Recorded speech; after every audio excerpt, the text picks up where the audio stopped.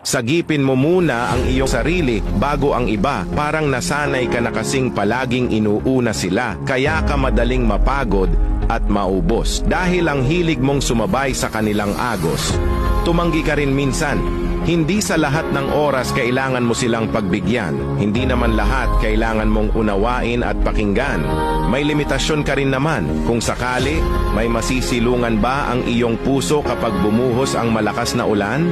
May makakapitan ka ba sa tuwing binabagyo ang iyong isipan? Ang taong pinili mong ingatan, iingatan ka rin kaya? Takot din kaya sila na ikaw ay mawala? Madalas ikaw lang ang sigurado sa kanila sa lahat. Kung kaya't kahit masakit na, titiisin pa rin ang bigat. Nakakalimutan mong mahalaga ka rin at sapat. Nagpapatangay ka sa sarili mong dagat.